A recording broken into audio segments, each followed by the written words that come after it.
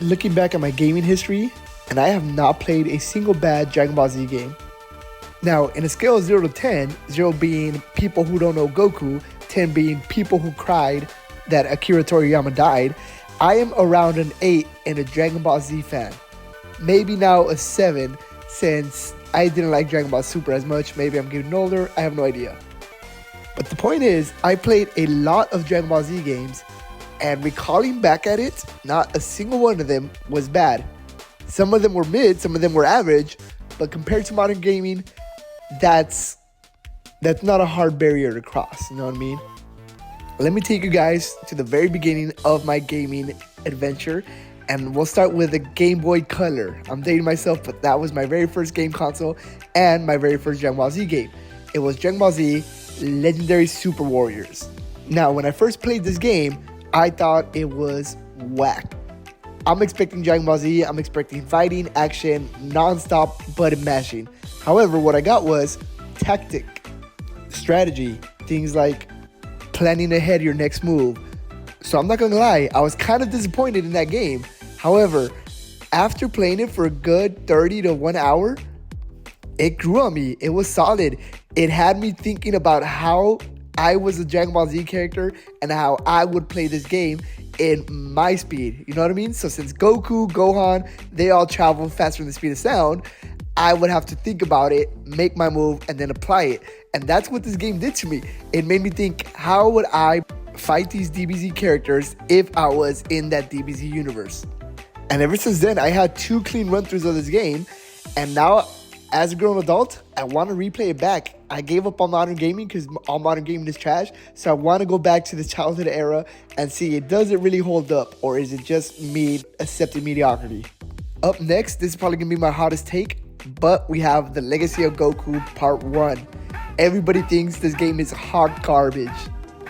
I'm here in the minority to defend that game. It is not bad. It's janky. The majority of the game is basically a side quest, and everything in this game is more powerful than Goku. The man who can punch a planet clean through is getting defeated by crabs. But damn it, this game had charm. The music is great, the character designs are great, the world is open and explorable. The movesets that the game gives you is actually decent because you have a quite variety of attacks to use. And it's a fun retelling of Dragon Ball Z all the way up to the Frieza saga. Where else are we going to be able to play a game where Goku has to collect eggs for a dinosaur? That happens in the anime, by the way. So where else are we going to be able to play that? 10 out of 10 game, automatic Hall of Fame. Continuing on my Dragon Ball Z gaming adventure, it would be all the rest of the Legacy of Goku series, so Legacy of Goku 2 and Boost Fury. Everything that I said about the Legacy of Goku 1, imagine that times 20.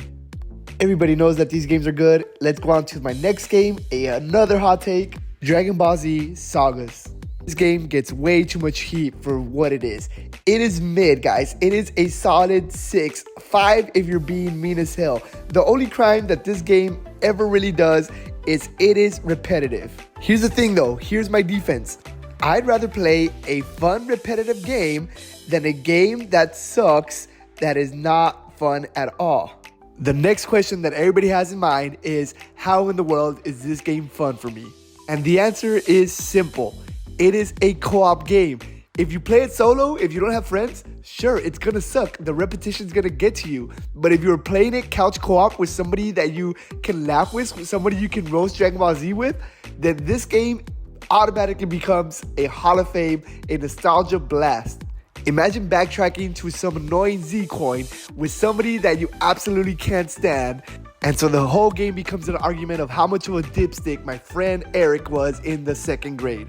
Now this mid-game, this level 5 tier game became an 8 because of the trauma bonding that it gave us. The level designs are linear, the enemies are sponges, the side quests are annoying as hell. But being able to tell your friend off in a co-op setting is a great experience to have, and we all can relate to that. 8 out of 10, worth your time. Go back, replay it, find a friend, make this game worth it for you.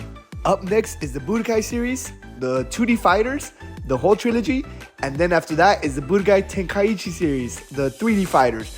We all know about those games. They're at least solid. They're solid at worst, and at best, they're masterpieces. Arguably, one of the best games are one of these two.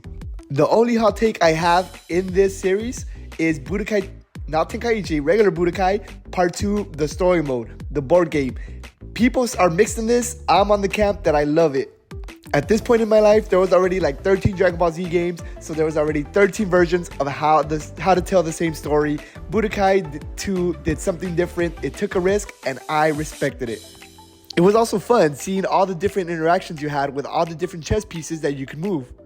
8 out of 10, my second favorite Dragon Ball Z console game. And now, if you guys are watching this video, then I'm assuming you know all the majority of Dragon Ball Z games. The rest, they're not bad either. Dragon Ball Z Kakarot, DBZ Fighters, even Xenoverse is still going on strong today. Games on the 3DS and games on the regular DS, they're not slacking either. All Dragon Ball Z games are average at best. I didn't have a PS1, so I can't talk about Dragon Ball Z Final Bout. That one, I'll give it to you guys. I'm going to trust the reviews on this one. I don't want to take the reputation Dragon Ball Z has in gaming with me. Like, comment, and subscribe if you like this video. I talk a lot of trash about modern games. I also review a lot of retro games. Videos are going to come out weekly, so please subscribe.